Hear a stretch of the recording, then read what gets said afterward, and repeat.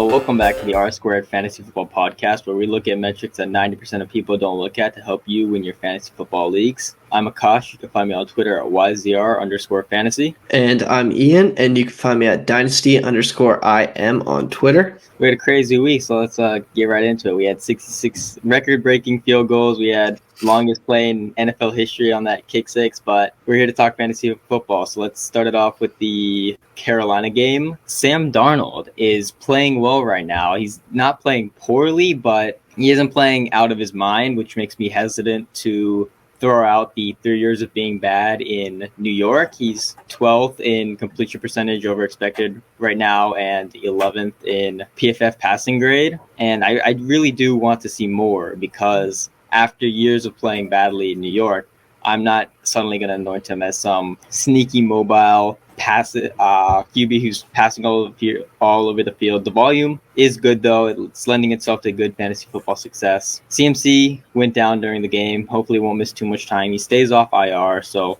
hopefully he only misses 2 to 3 games. Chuba Hubbard saw 50% of the snaps compared to Royce Freeman at 19%. So Chuba is going to be the guy while Christian McCaffrey is out. Chuba also had a 15% target share, which gives him a solid floor week to week. I would feel comfortable starting him as an RB2. And DJ Moore remains the alpha at 36% target share, while Robbie Anderson and Terrace Marshall Jr. continue to fight for scraps.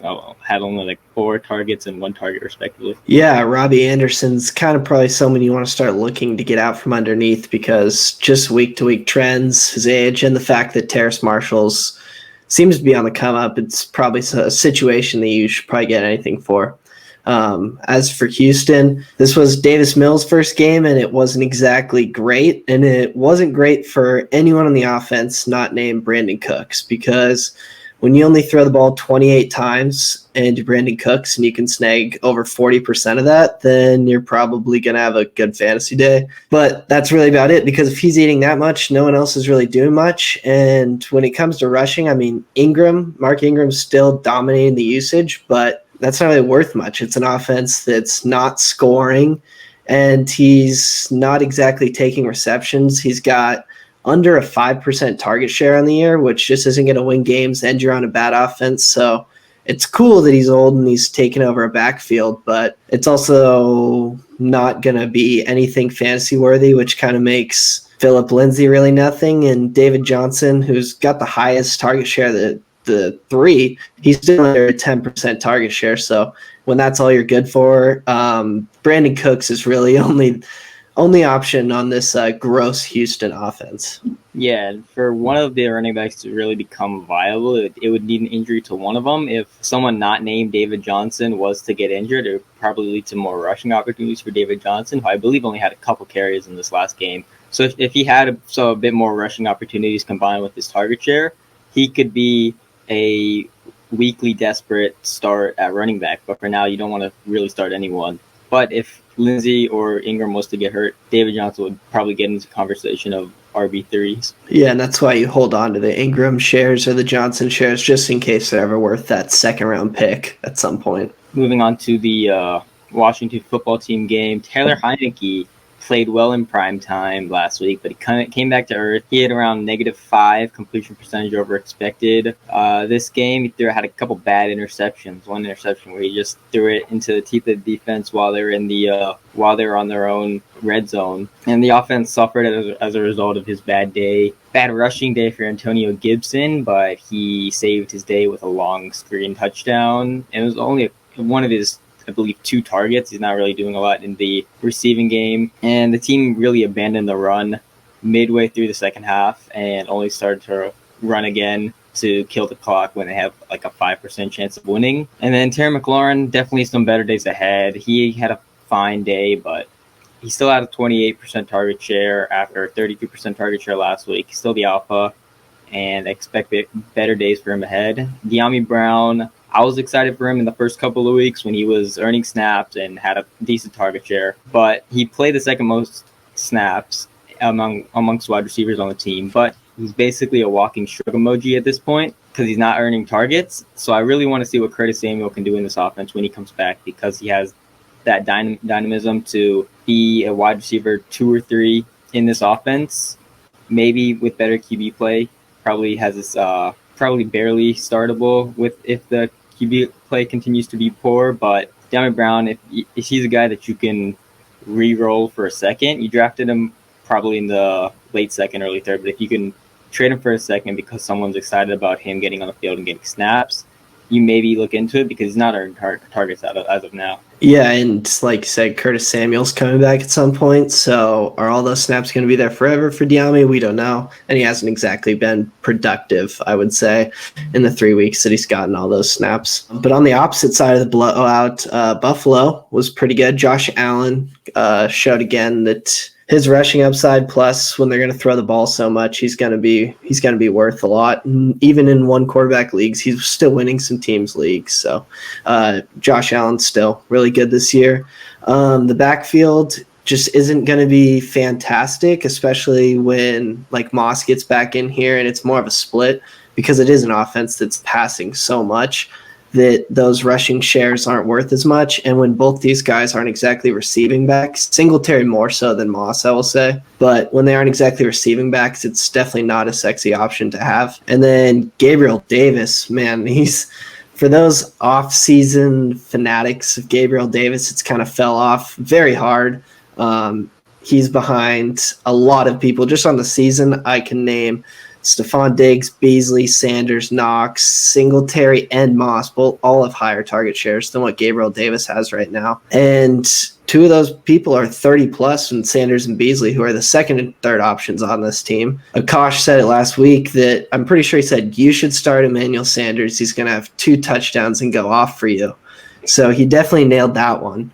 Yeah, I was definitely on the money. I wasn't that on the money with that exact call, but I did say Emmanuel Sanders had a good percentage of the air yards and a good percentage of the targets, and he's gonna go off one week, and someone's gonna be wondering where he came from because they basically forgot about him in their victory laps of Gabriel Davis. But Manny and Beasley, be that as it may, they're older than 30 years old. They're here to stay. And Gabe Davis is pretty much this year's version of Darius Slayton. Yeah, and if you can even get a second for him, that is beautiful. And then Diggs, the actually really good wide receiver on this team. You're not getting the fantasy production you hope for, but everything else that we look for in the wide receivers there, he's got a high target share. His yards per team attempt are still, if I look here, they're still above 2. So it's 1.5, sorry, which is still pretty good for Stephon Diggs. And not just that, he's just not getting the touchdowns just yet for an offense that is going to throw a lot of them, it looks like. So don't worry on Stephon Diggs. He's still going to be a wide receiver 1. This offense throws a lot, and he's got a high target share, so touchdowns will come. Don't worry about it. Yeah, and then Allen and Diggs aren't connecting on some deep balls. The target share's there, the volume's there. He'll bounce back. If someone's panicking, I'm not sure why they would. He hasn't been horrible, but if someone's selling him, he's definitely a buy. Definitely. And then moving on to the bad news Bears. Justin Fields had one of the worst games I've seen in quite a while. Completion percentage over expected of -28 is the lowest in a game since Nathan Peterman in Week 1, 2018, per @SethWaller on Twitter. And one of the good things about having one of the worst games over the last 3 years is that you really can't get worse. So I'd expect this offense to bounce back from their absolutely dismal performance last Sunday. And for that reason, you shouldn't panic on Allen Robinson.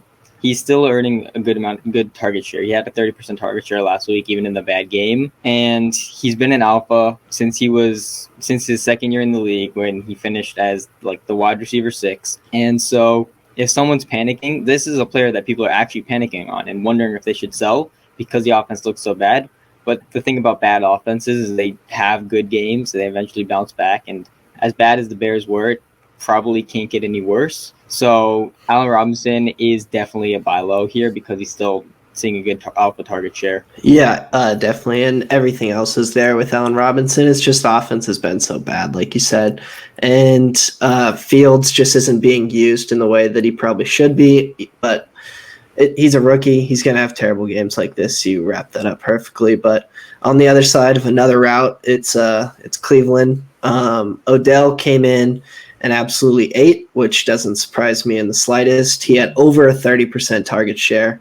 And over a 2.4 yards per team attempt, which is really good. And then it's your first game back from a major injury. I would say that we absolutely love that. So there's probably a few more weeks. It depends when like the fantasy production really comes. He had 13 points without a touchdown, which is great, near floor to have. So if Odell is still out there and he's going for really cheap, definitely scoop him up for, even if you're paying wide receiver 30, and I think he's ranked even closer to like wide receiver 45 price. So anything like that, you just scoop Odell up for.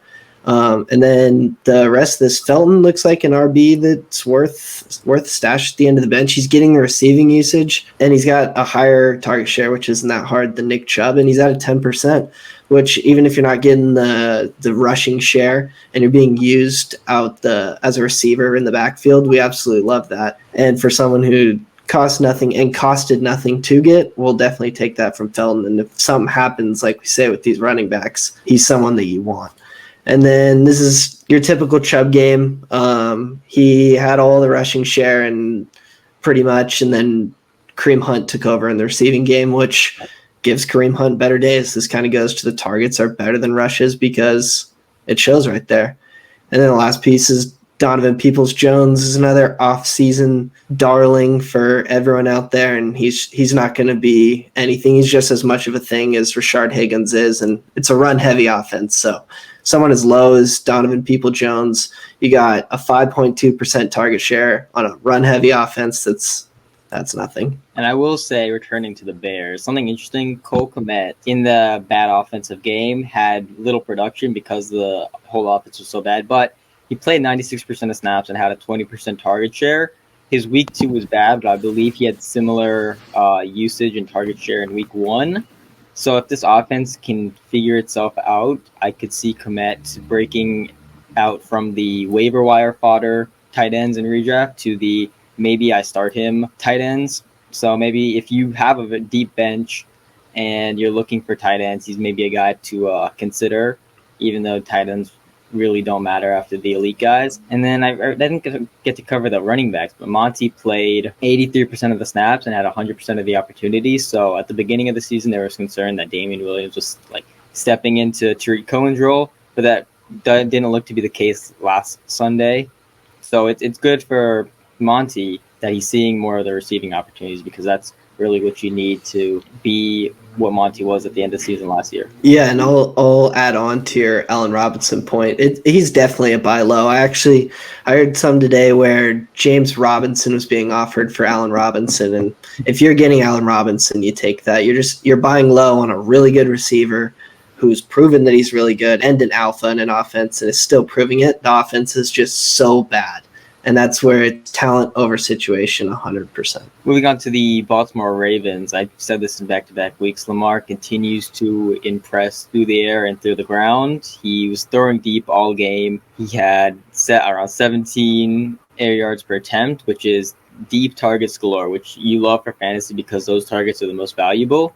So when you're not passing a lot like the Ravens typically do, deep targets are what you want for fantasy success because it takes a lot less of them to make a player viable. And speaking of deep targets, Hollywood Brown dropped a couple deep, probably would-be touchdowns, which definitely hurt his day. But he's been productive so far throughout the year, and even with the drop touchdowns, he's still intriguing because he's been playing so well. But I expect him to get alphaed by Rashad Bateman when Bateman returns. And then Mark Andrews finally has a good fantasy football day, seeing some of those deep targets himself. He had a 25% target share last year, so in weeks 1 and 2 it was kind of surprising to see him at 17% and 20%, but he was back up to 26% last week, so there shouldn't be any panic for Mark Andrews, back to being his normal self. And something interesting is that while it sucks that J.K. Dobbins and Gus Edwards had the injuries that they had, these injuries to the running backs has caused the Ravens to pass a little bit more, and so they have a neutral pass frequency of around 51% right now, which is higher than like the 44% they were over the last couple of years. And instead of being dead last, or closer to the middle of the pack, so that's good for the receiving options, especially when Rashad Bateman returns and makes that offense just a bit more crowded. And Tyson Williams, kind of disappointing after last week. We said he was probably going to see a good amount of volume for the rest of the year. He disappointed, only having around 38% of the running back opportunities. But if there was more prior production with a guy like Tyson Williams, it would be easier to say, okay, he'll bounce back. He normally does, but there's no prior production for Tyson Williams. So I have no idea if this is a sign of things to come or just an outlier game.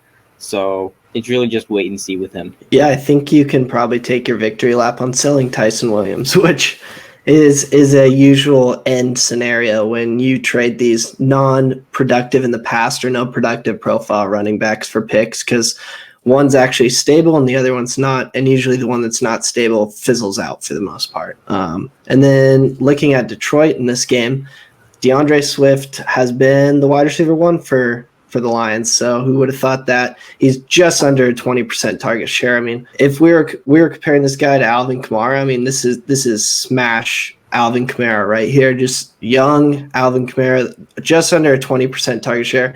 He's splitting the touches in the backfield with Jamal Williams, which we don't even need to care about because DeAndre Swift's floor and ceiling are both so high because he catches all these passes. And Jared Goff is giving it to him. So, yeah, rest of season, DeAndre Swift's a top 5 running back, and in Dynasty, he's a top 3 running back.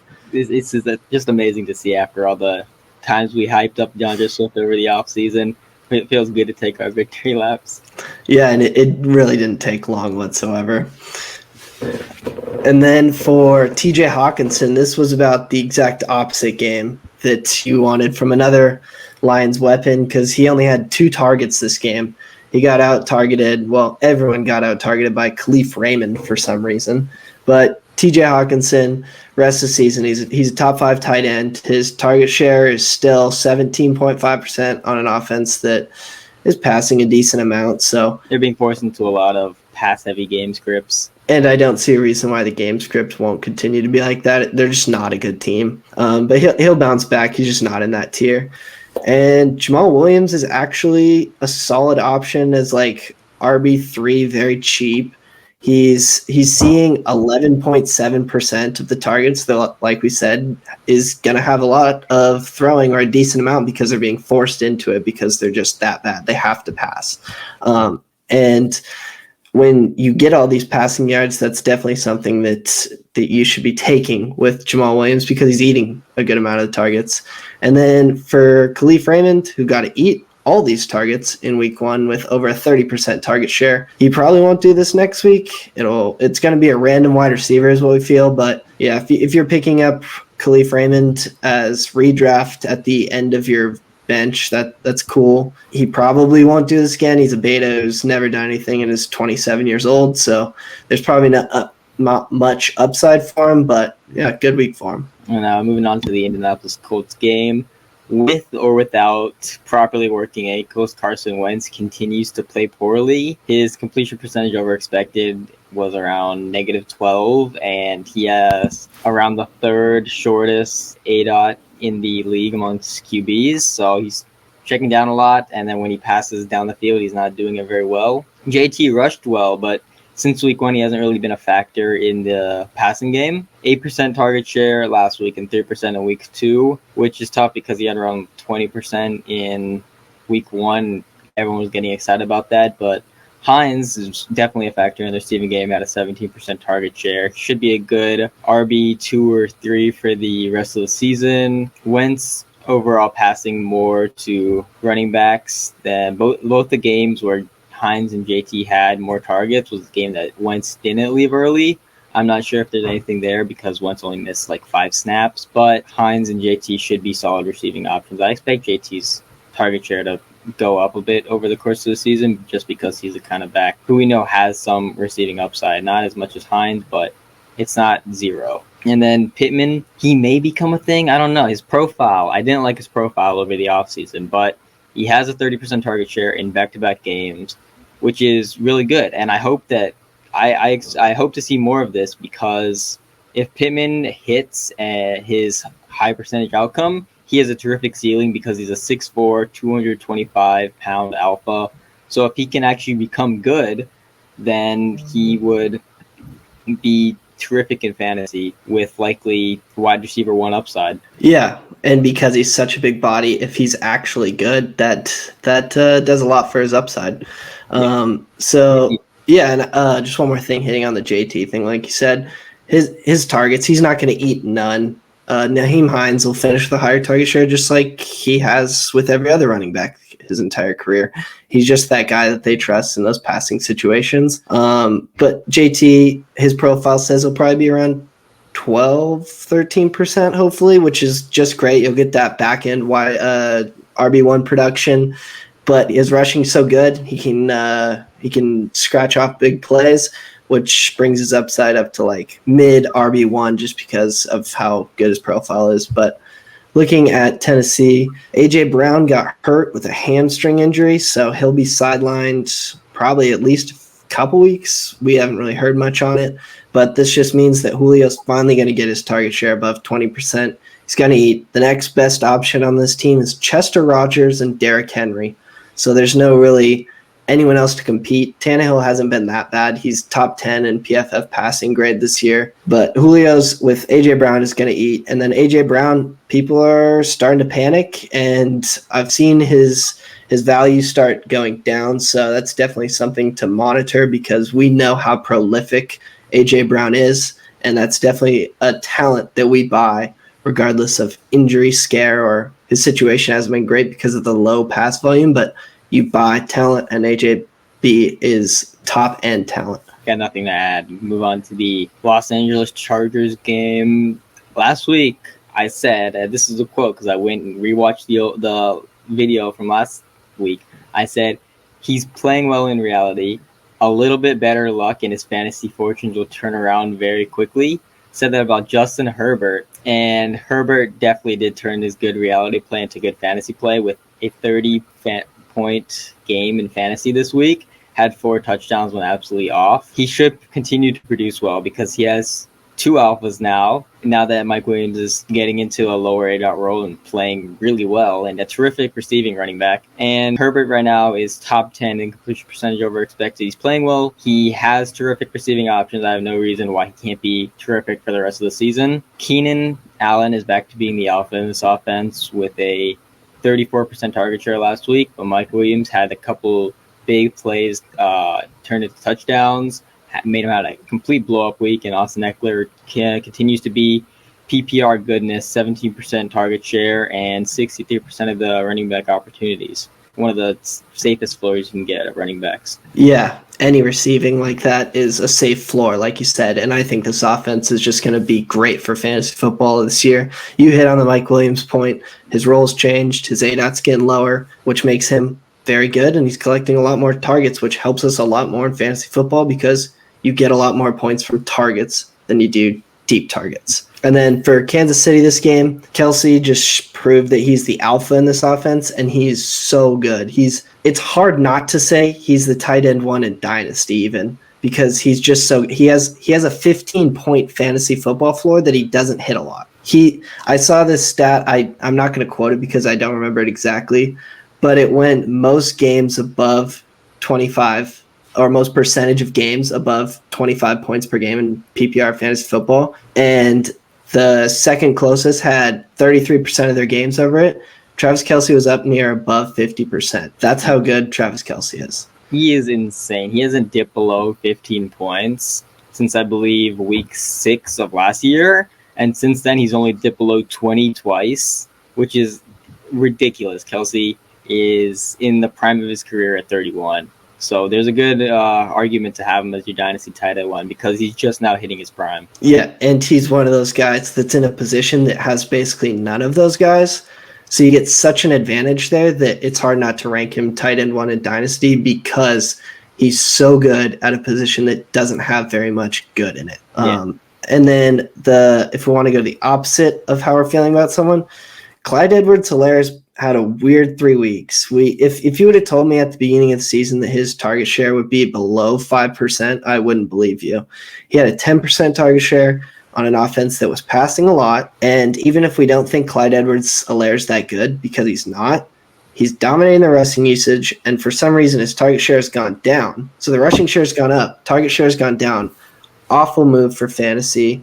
And we have to believe that it'll go back up near that rookie target share numbers just because it shouldn't cut in half from your rookie season. Yeah, definitely. Oh, and one more thing on the Chiefs, I added they put in Josh Gordon got reinstated, so he's going to the Chiefs. Put in $1, $0. I'm seeing like 12% target share on a good offense. He'll maybe get into the end zone a couple times, but that's not someone that you feel good starting in fantasy football. And someone in your league is going to blow a lot of money on Josh Gordon. Don't be that someone. Yeah, I agree there. And then got to move on to the New Orleans Saints. Something very, very worrying for fantasy is the Saints are not passing a lot, and they're not passing well. After a good week one, we had some good deep touchdowns. Weeks 2 and 3, Jameis Winston is 27th completion percentage over expected out of 32 quarterbacks, and the volume has just not been there. Callaway finally did anything after you blew a bunch of fab on him to get him on your team. 25% target share and a touchdown. This opens a small sell window, I guess, if any. He was the guy I was trying to sell before the season, but his value has absolutely tanked to the point where I'm not sure you can get a lot out of him. And his vacated target partner in command, Adam Troutman, also had very little production with only one target. Another guy that you probably wish you got out from under him earlier, but it's probably too late now. And the lower volume hurts, but they're still not earning a lot of opportunities and target share. And the real alpha, Alvin Kamara, this low volume's hurting him because even though he's seeing a good target share, last week he had 20, weeks before he's had around even close to 30% target share. It hurts the total receiving usage, which hurts his ceiling, but he's turning into true bell cow pretty much by Ian's definition. He's seeing 84% of the snaps, 85% of the running back opportunities. Tony Jones Jr. is just a complete non-factor. And so Alvin Kamara, definitely not someone to panic on, even with the low volume. Yeah, and we have to also probably believe that the offense does at least get a little bit better and passes a little bit more when they get someone as prolific as Michael Thomas in there, which may shrink the Alvin Kamara target share a little bit.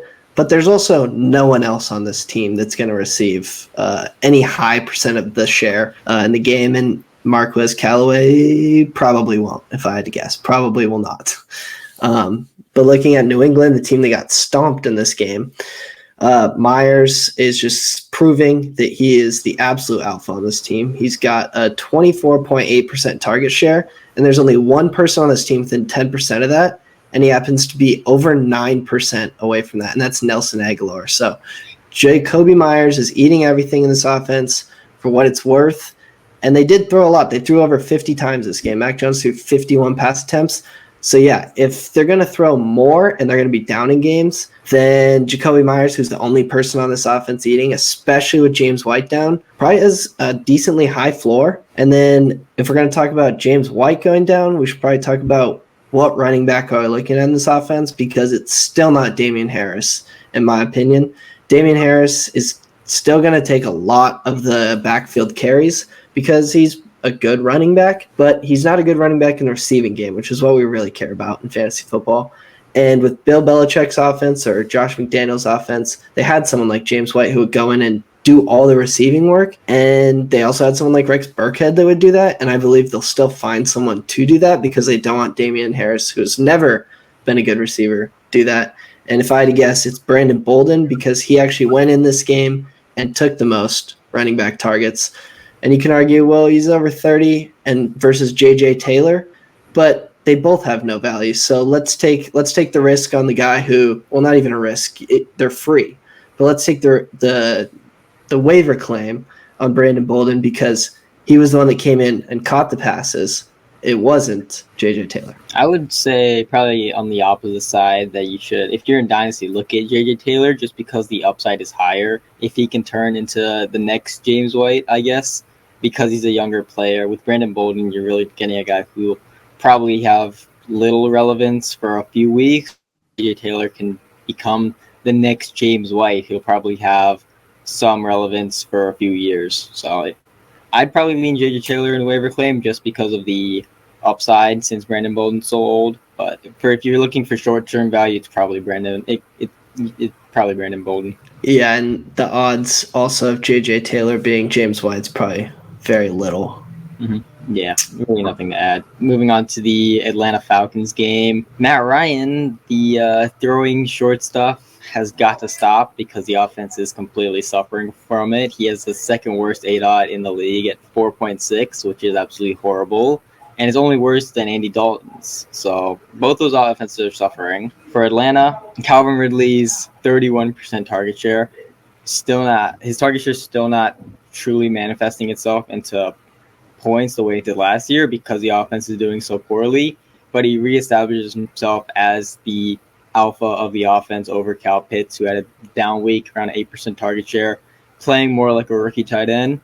And then the running backs, every week, Cordell Patterson and Mike Davis's opportunity shares get closer and closer. It was 47% this week for Patterson and 53% for Mike Davis.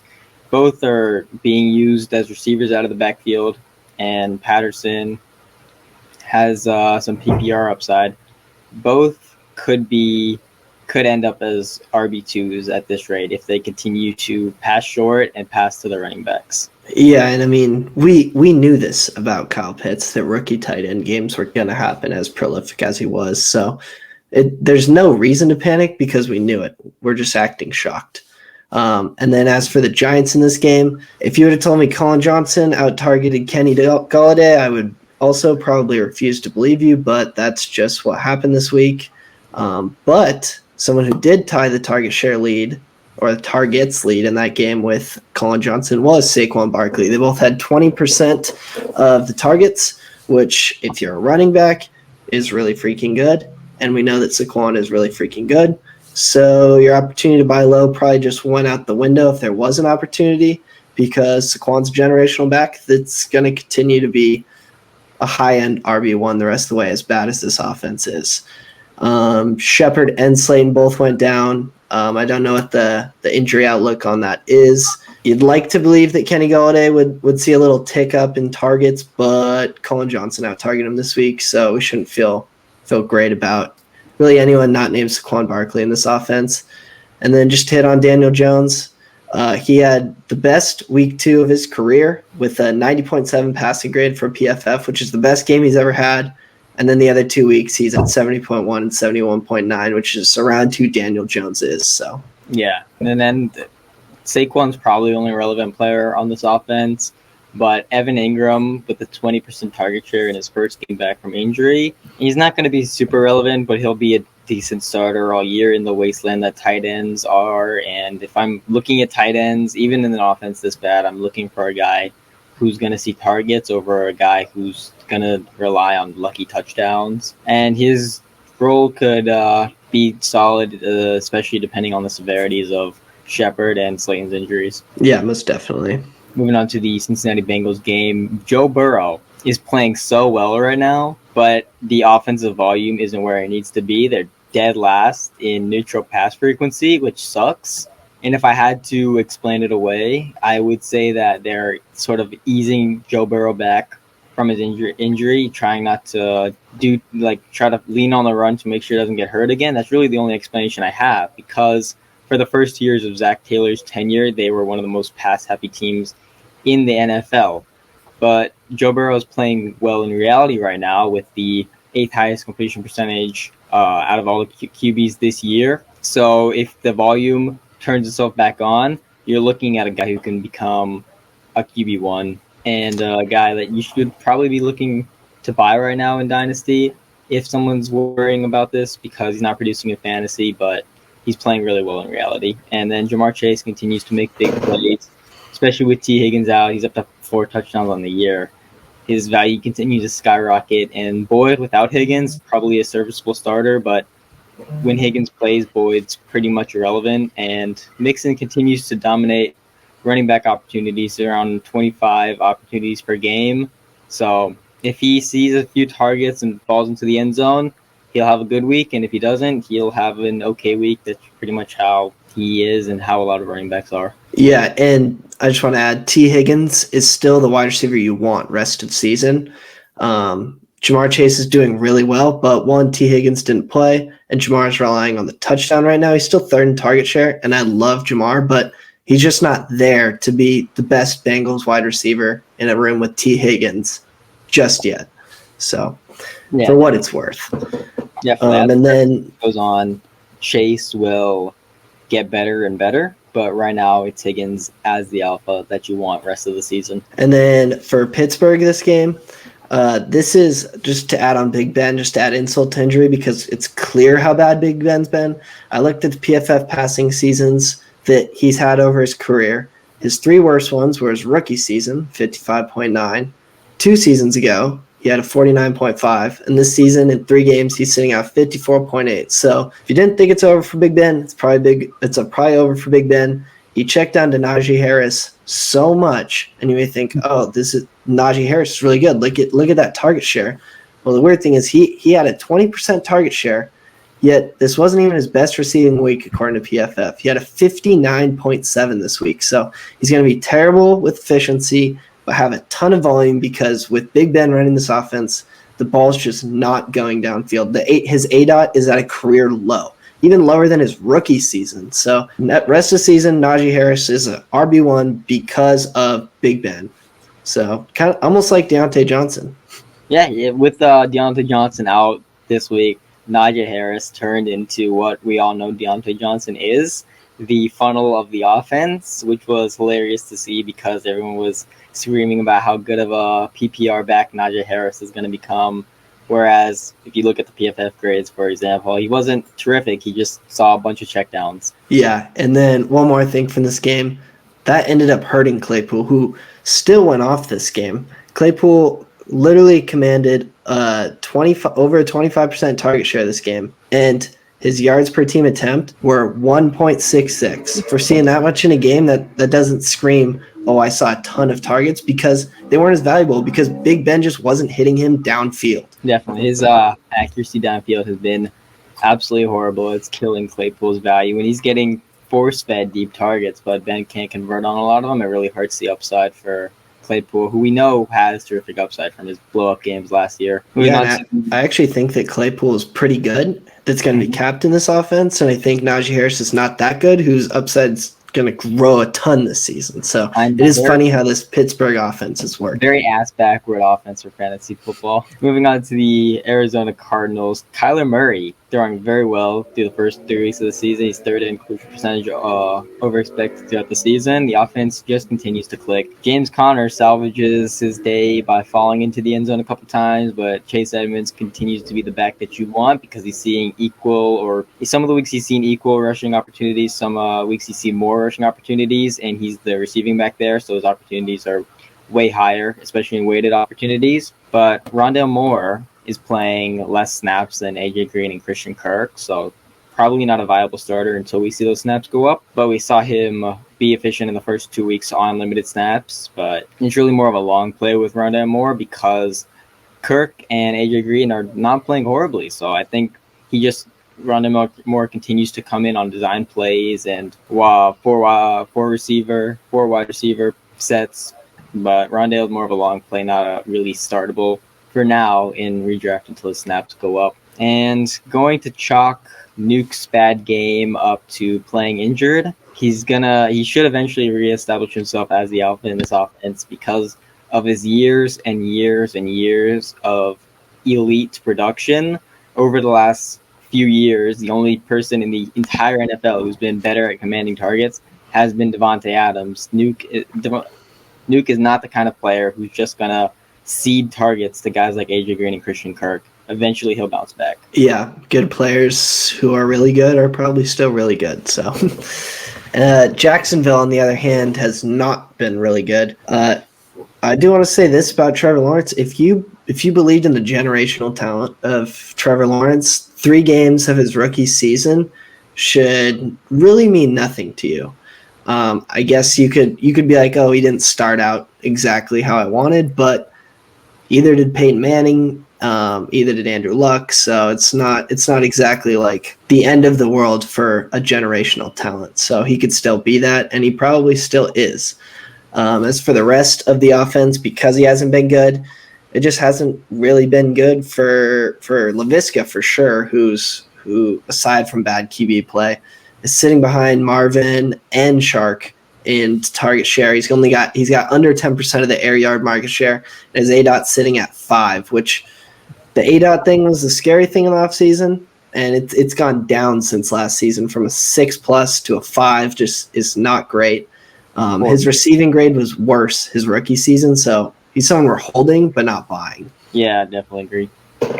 And then Alpha Marvin is probably a wide receiver too this year if it's going to keep up, because it's not totally outrageous to see that, because we saw Alpha Marvin in Detroit with Kenny Golladay, actually. So he could be a wide receiver too rest of the season. Yeah, James Robinson escapes the early season scare of splitting work with Carlos Hyde and goes back to dominating the offense because Carlos Hyde is just a guy, literally a Jag playing for the Jags.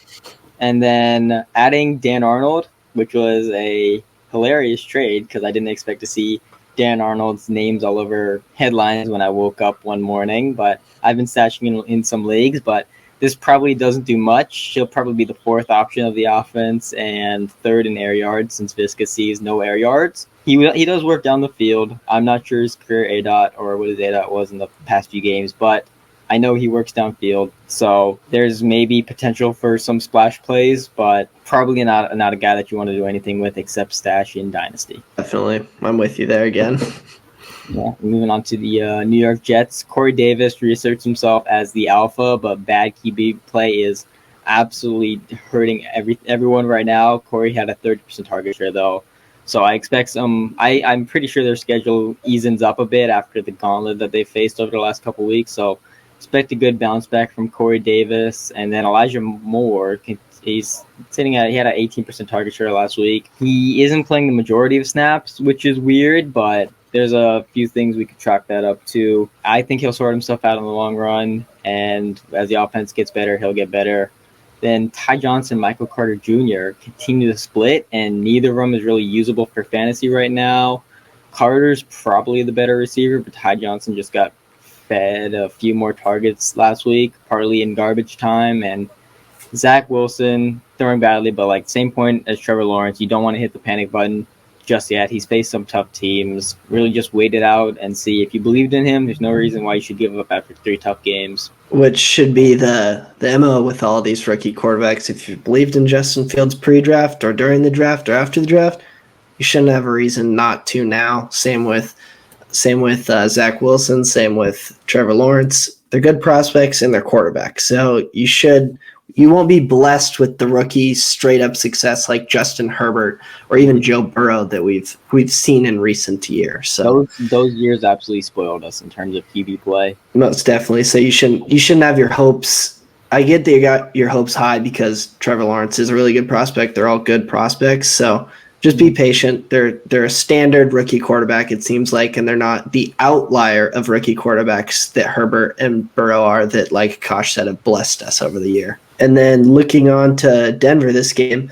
Melvin Gordon's still been pretty good, which sucks if you have Javonte, but you just got to wait for the breakout because it's another good prospect at running back who this season or this last game saw above a 16% target share, which is awesome because we think he could be a good receiver out of the backfield, and he just hadn't yet, and we saw it this game. So there are strides that we're liking to see with Javonte. He has a high evaded tackle rate, which is another thing that we like to see out of running backs. So Melvin Gordon's still there, but Javonte is really good. So before the breakout happens is the best time to buy because he's good. As for KJ Hamler, on the other hand, his leg does not look too good, tore the ACL, which means that the Denver is down another member of the wide receiver crew, which makes Sutton, who we already think is good, and Teddy Bridgewater is playing good. We already think that connection will be even better and maybe even get Cortland Sutton above a 25% target share, which he was above 24% his second year before he got hurt. So we believe in Cortland Sutton, and he'll be there. So he's most definitely the guy that we're buying low on in this offense. But we can also buy low on Noah Fant, who disappointed last game, but we know he's pretty good. He has a target share of 18.3 this season, and last week we saw it below a 15%. It was actually at 12%, which isn't great considering Jerry Jeudy was down and we're hoping for these big weeks from Fant. So I still believe it'll come. Don't panic because Noah Fant is a good tight end. Yeah, moving on to the Miami game. Miles Gaskin is a redraft buy, but probably a dynasty hold. Redraft buy because he saw 68% of the opportunities last week and 13% of the target share. That's pretty much what he's been at all season. He'll fall into the end zone a couple times. He'll catch a few more dump-offs sometimes. He has a good PPR floor. But in dynasty, you really want to hold because I really think this is a backfield that adds a big name over the season. They wanted to do it last year when they were pursuing Aaron Jones before Aaron Jones resigned with the Green Bay. So probably a dynasty hold. Mike Gesicki, who I thought was bad at football, apparently is not bad at football anymore. Just kidding. But he had a 26% target share. He had a good day. Waddle got turned to Laviska Shenault, apparently, with Will Fuller back. His ADOT was 3, which is absolutely horrible, but he just got fed with some short targets, and it led to a decent PPR game. And Will Fuller, unfortunately, is more of a deep ball role. His ADOT was around 20, and that's not conducive to fantasy success because we saw it's like Houston when Will Fuller was in Houston in 2019 versus when Will Fuller was in Houston in 2020. If he works shorter, like we're seeing with Mike Williams, he's going to earn more targets. He's going to be a more stable week-to-week asset, and he has a higher ceiling. But 2019 Fuller still had big games. He was still usable for fantasy. He just didn't have the same ceiling or floor that Will Fuller would have if he worked in a role more like 2020 Will Fuller. Yeah, so we hope for change in the ADOT a little bit there so we can get the really good Will Fuller that we want to see in Miami. So you hit that on the head. And then Las Vegas is somehow 3-0. And I really couldn't tell you how because, I don't know, I'm not here to assess real football. I'm looking at fantasy football, and Bryan Edwards is buried in this offense. So that is not good. If you have Bryan Edwards and you are kind of a believer and you're falling off the bandwagon, absolutely fall off and sell for really someone who might think he's actually pretty good because he's getting out targeted by Darren Waller, Hunter Renfrow, Henry Ruggs, Kenyon Drake. I mean, you're seeing him late, and now people think because he's seeing these targets late, he's really good and he should be getting fed this more, but he's just not earning them early. So Bryan Edwards is absolutely someone, if you're not off him now, you should get off him because his outlook is not great. But someone's outlook who is great is Darren Waller, and we just saw his floor of 10 PPR points, and that's probably about his floor. He's going to have crazy high target share, I'm sure, this season. We already saw the 19 targets in week 1. He probably won't do that again, maybe even in his career, but it's not unrealistic to see him at that 30% when the other options just aren't as good. And he's already at 26% target share right now, which is really good, and it wasn't even that good of a week. So, and Henry Ruggs, speaking of other options, he's been better than last year, which is good to see. He's at just below 15% target share, which is much better than his rookie year. But people are mistaking this better than rookie year for, okay, well, now we're seeing the first round upside of Henry Ruggs because he's getting better. And we're seeing his value rise because that when I look through comps and I comp this season and last season, the closest player I found to him was Brian Hartline, who had a couple wide receiver 3 seasons, and that's about the upside I see with Henry Ruggs. So if you can get out from Henry Ruggs for some decent value, I would absolutely suggest it. Yeah, especially with the rising value. And then Peyton, running back splits. If Jacobs is out, I really don't know what to say because last week I say, can you be the guy? But then Peyton Barber was the guy. But Barber has been just a guy for his entire career. He's a journeyman. He wasn't even on a team until a couple weeks ago. But he had a nice game in the rushing department and some healthy amount of receiving opportunities too. I'd still say Drake is better in the long run, but I might start to consider Peyton Barber if Josh Jacobs misses another game. It feels gross to say it because we know from years past that Peyton Barber's not good at football, but he was just fed the ball a bunch, and we know that carries are given. So if John Gruden wants to run it up the gut 20 times with Peyton Barber, then I guess that's what he's going to do when Jacobs is out. Just how it is. Yeah, and there's really not a sexy backfield option here. I mean, we're talking about with Jacobs out, is it Drake or is it Barber? And usually when we're doing that, it means it's probably neither. Yeah, I agree.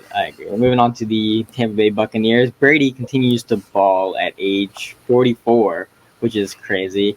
The bad game script finally let us see Giovanni Bernard. The question is, how often will Brady and the Bucs, the defending Super Bowl champions, who are pretty much going to be favored in every game from here on out. How much are they going to be in bad game scripts to let us see Giovanni Bernard? Which is why I'm not believing in a lot of Giovanni Bernard going forward, even though he had a good week last week. Rob Gronkowski left early, but he'll be fine. We got to wait to see if AB's off the COVID list. And between Evans and Godwin, Evans is the alpha. He's alpha Godwin 2 weeks in a row now. Leonard Fournette's still the guy that you want in this backfield because it should see better game scripts. Ronald Jones only receiving a handful of carries here and there. He's unfortunately looking like pretty much a non-factor. Lenny has the receiving usage and the majority of the carries. Yeah, and like you said, this Tampa Bay offense isn't going to be in a lot of negative game scripts. I mean, we see how good this offense is. They just happened to run into a better offense this week that was the Los Angeles Rams, which starts with Matthew Stafford, who I was curious how well has he been doing throwing the ball this season. And the closest season I could find on PFF to what he's doing right now in terms of passing grades was his 2013 self, where he finished as the QB 7 in 2013. So it's kind of like we predicted. Matthew Stafford's going to be a back-end quarterback one, but with Sean McVay, what we've been seeing them do, QB 7 seems like we're going to see a middling, maybe even QB5 Matthew Stafford, and that's hard for me to say when the rushing just definitely isn't going to be there, but this offense looks prolific, especially for Cooper Kupp owners who was just watching him alpha over the first 3 weeks. He's got the third highest target share in the league, and is just alphing right now. He's at 34.7. The one thing to be a little wary of with this Cooper Kupp stuff is he's at a 20% TD rate. He has 5 TDs in 4 games, which is crazy. So it's definitely not something that's going to hold. And even the target share definitely won't hold either, which means something has to give, and it's probably Robert Woods, who hasn't even been bad. He's still got his 20% target share. He's usually around like 22, 23. He'll probably get there. He just isn't – he's seen the 1 touchdown in week 1. And then his yards per team attempt also aren't bad. They're 1.32, could be better, but with things going to give because Cooper Kupp isn't going to do what he's doing, I'd say Robert Woods is a hold and almost close to a buy because besides week 3, he really hasn't been that bad. And then on Twitter say to sell low on him because they are just obsessing over Cooper Kupp. But what you're saying about Woods is 100% true. He's gonna work his way back up to the same target share he's had over the last couple of years when him and Kupp's production, aside from touchdowns, have basically been around equal. I expect to bounce back. He is a buy just because people are starting to actually panic for no apparent reason other than he's doing badly relative to Cooper Kupp when he's not even doing badly by himself. Exactly. They're just comparing a receiver who's doing astronomically good things in fantasy football. But one more thing from this game just kind of made me sad was with Henderson out, we really saw none of Jake Funk. We actually saw Sony Michel eat everything, which just makes me think that's what Sean McVay wants to do. He wants to use one guy and just use him, which makes me really sad for the Cam Akers shares that I had because he was going to ball this year.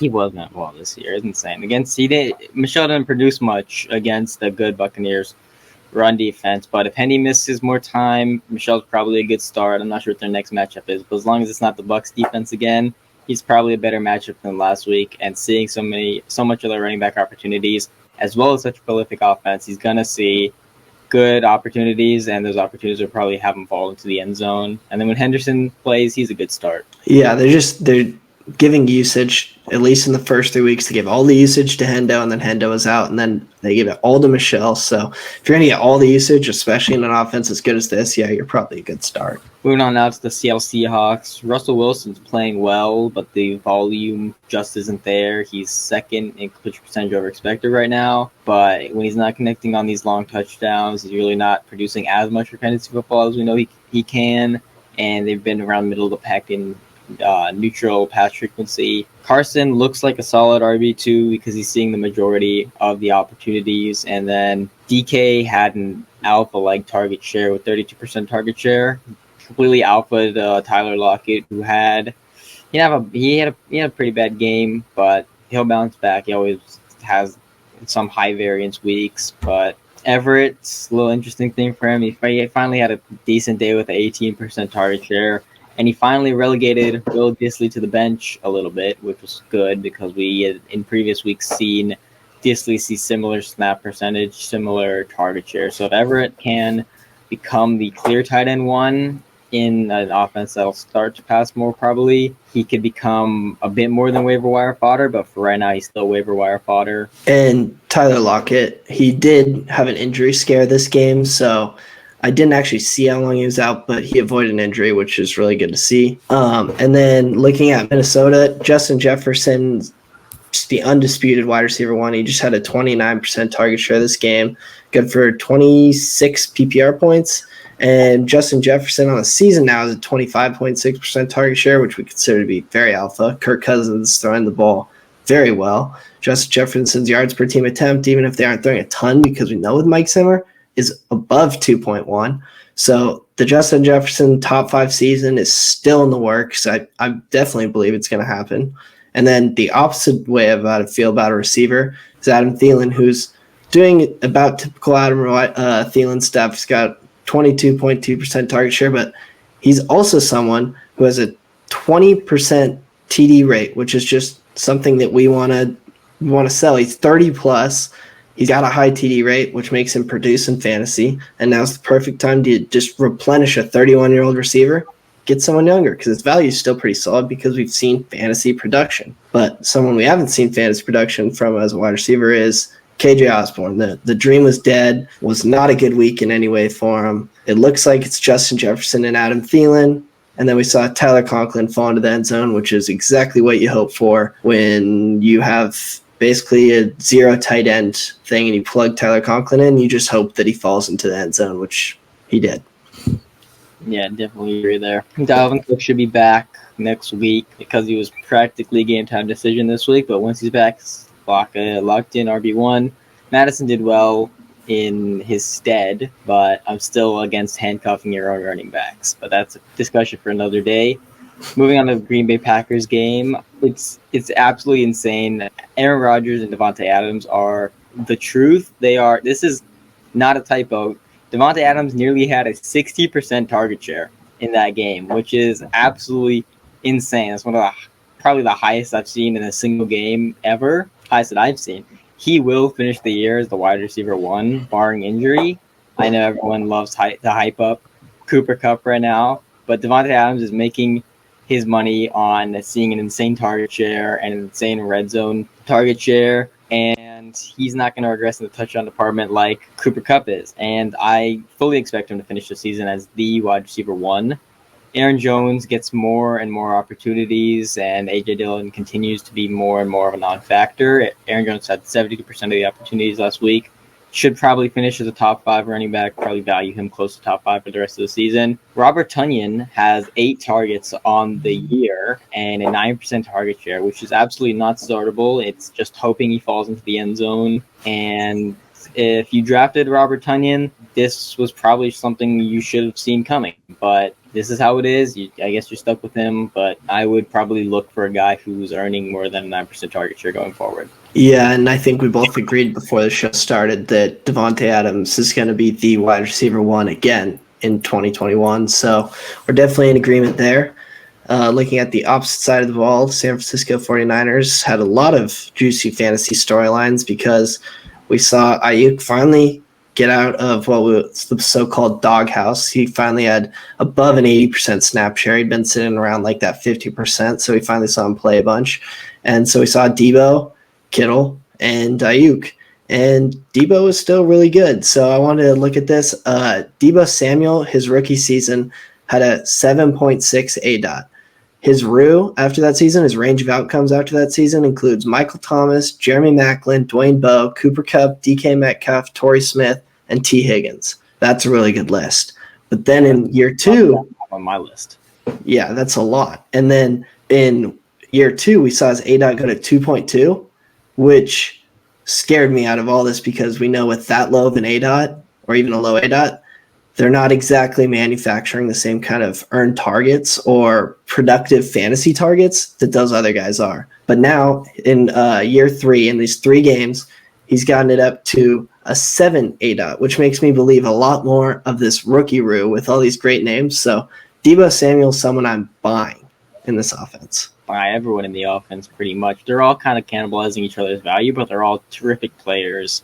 And Ayuk, Kittle, and Deebo probably aren't going to live up to all of their potential this year, but I don't know, none of them will leave next year, but they're all really good players, and you should just buy the talent because eventually it'll break out in a big way. Yeah, I'm most definitely not selling anyone on here. If I'm selling anyone on the 49ers offense, it's Trey Sermon, and it's because I want to see what I can get because he's not good. In fact, this game made me feel a lot better about Mitchell, who was hurt. Yeah, not often that you watch a game and then feel better about the running back who doesn't play at all. But Trey Sermon did not play well in that game. No.